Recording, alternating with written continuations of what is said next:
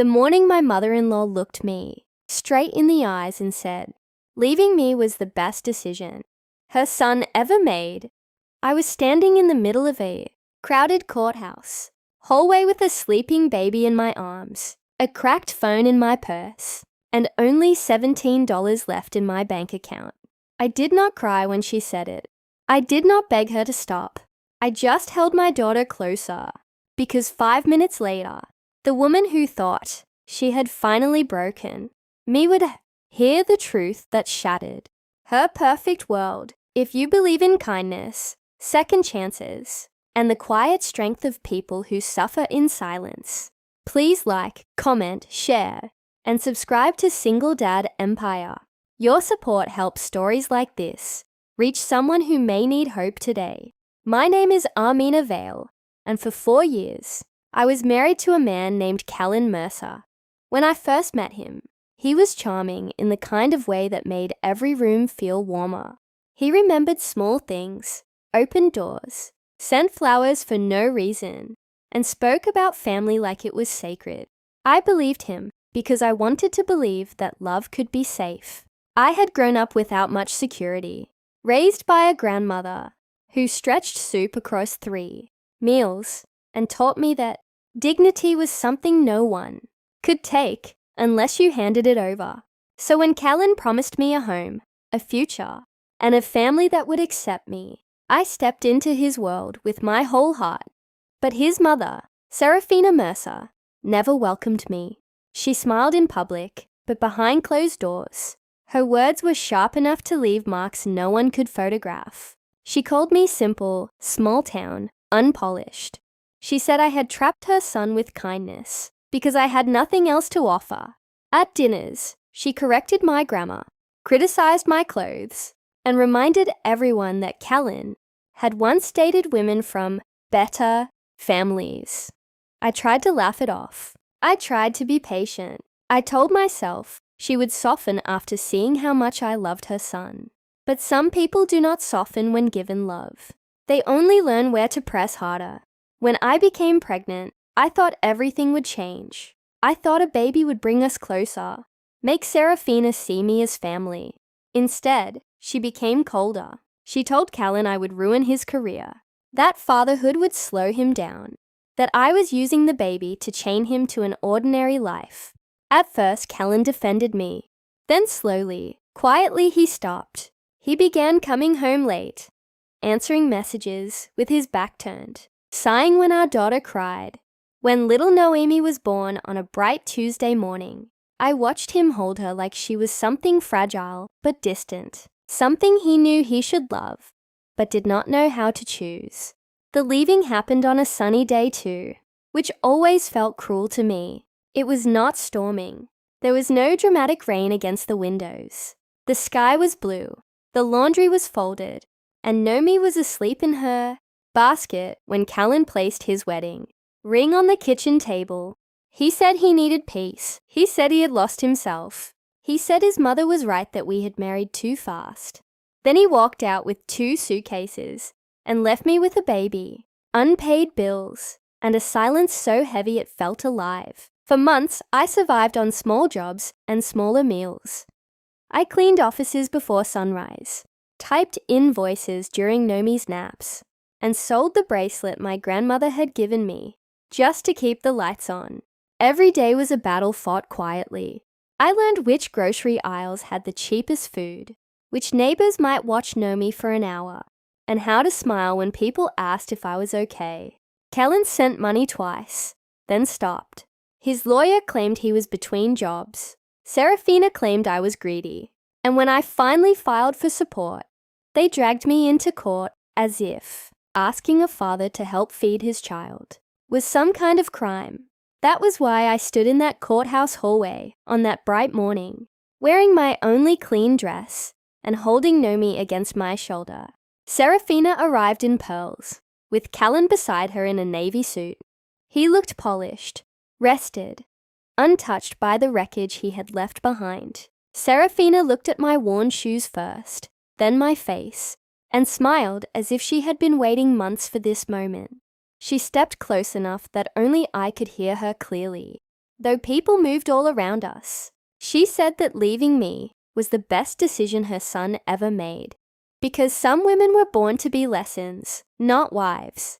The words landed hard, but I stayed still. I had learned that people like Serafina fed on reactions. So I kissed Nomi's hair and whispered that we were going to be okay. Serafina laughed softly, then added that after today, Callan would be free of me properly. She said powerful families knew how to protect their sons from mistakes. I looked toward Callan, hoping for even one flicker of shame, but he stared at the floor. Then the courtroom doors opened, and everything changed. A woman in a grey blazer stepped into the hallway, holding a folder thick with documents. Her name was Mara Elowin, and she was not my lawyer. She was the investigator, appointed after the judge noticed inconsistencies in Callan's financial records. I had not expected anything from it. People like me learn not to expect miracles from paperwork. But Mara walked straight toward us, looked at Callan, and asked him to come inside because the court had received confirmed employment records, bank transfers, and property documents he had failed to disclose. Serafina's smile disappeared 5 minutes after she told me I was worthless.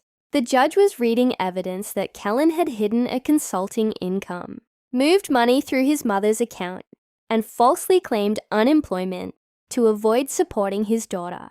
The room felt airless. Callan's lawyer kept whispering frantically.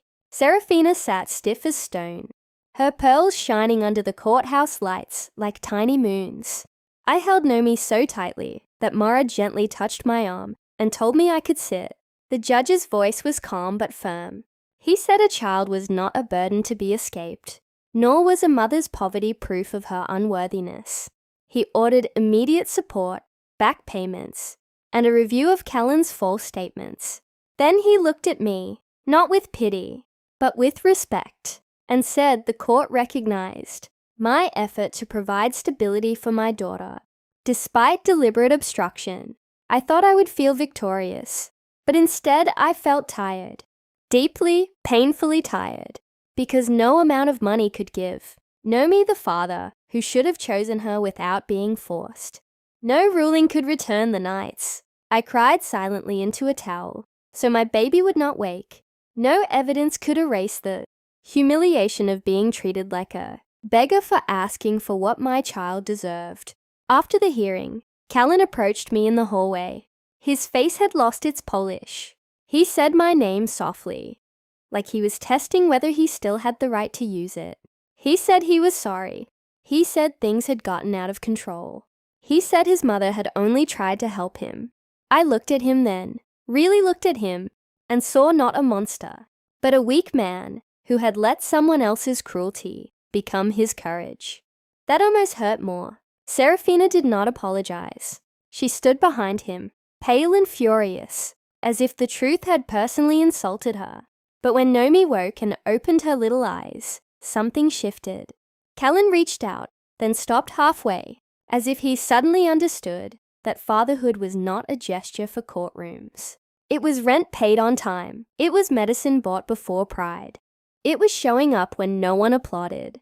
I told him he could see Nomi when he was ready to be consistent, not when he was afraid. I told him our daughter would never be used as a rope in a war between adults. My voice shook, but it did not break. For the first time in years, I felt my grandmother's lessons rise inside me. Dignity was still mine. It had always been mine. The months that followed were not magically easy. Life rarely changes like a movie in one perfect scene. But the support helped. I moved into a small apartment with sunlight in the kitchen. I bought Nomi a yellow blanket, a proper crib, and tiny shoes she kicked off every chance she got. I started working at a community legal office as an assistant, helping other women organize documents, understand forms, and walk into frightening rooms with their heads high. Mara recommended me. She said I had the kind of strength people trusted. Callan tried slowly. At first, I doubted every message, but he began arriving on time for visits. He brought diapers without being asked. He sat on the floor and let Nomi pull his tie. He apologized again, not with excuses this time, but with details. He admitted he had been ashamed of becoming less successful than his mother expected. He admitted he had chosen comfort over responsibility. I did not forgive him quickly, because forgiveness is not a door people can kick open from the outside. But I allowed him to rebuild trust, one honest act at a time. Serafina stayed away for almost a year. Then one afternoon, while the sun poured through my kitchen window and Nomi stacked plastic cups on the floor, there was a knock at my door. Serafina stood there without pearls, without lipstick, without the proud armor I remembered. She looked older, smaller. She held a small wrapped box in both hands and asked if she could come in. I almost said no. The old pain rose fast. But Nomi looked up and smiled at the stranger on the doorstep, and something in me softened, not for Serafina, but for the woman I wanted my daughter to see me become. So I let her in. Serafina did not ask for tea. She did not pretend nothing had happened. She sat at my small table and said she had spent her life confusing control with love. She said she had been terrified her son would struggle, so she taught him to run from struggle instead of facing it. Then she looked at Nomi and began to cry, not loudly, not dramatically, just quietly, like someone whose pride had finally become too heavy to carry. She said the line I had waited so long to hear. She said she was sorry. I did not hug her. I did not tell her everything was forgotten. Some wounds need more than apologies. But I told her that if she wanted to know her granddaughter, she would have to learn kindness without conditions. She nodded. For once, Serafina Mercer did not argue. If this story touched your heart, please like the video, leave a comment, share it with someone who needs strength, and subscribe to Single Dad Empire. Your one small action can help this message reach another person who feels alone. And before the ending, I have a special request. Comment, I choose dignity. If you believe no one should be made to feel worthless just because they are struggling. Years later, when Nomi was old enough to ask why her family looked different from others, I told her the truth in gentle pieces. I told her that people make mistakes, that love without responsibility can hurt, and that strength is not always loud. Sometimes strength is a mother standing in a courthouse hallway, swallowing her tears, refusing to let cruelty decide her worth. I never became rich in the way Serafina once respected. I did not move into a mansion or marry someone powerful just to prove a point. My victory was quieter than that. It was waking up in a peaceful home. It was watching my daughter laugh without fear. It was knowing I had survived the worst words someone could throw at me and still chosen not to become cruel, because 5 minutes after my mother-in-law tried to bury me with shame, the truth stood up for me. But long before the judge spoke, long before the documents came out, long before anyone else saw my worth, I had already begun saving myself. And that is the kind of ending no one can take away.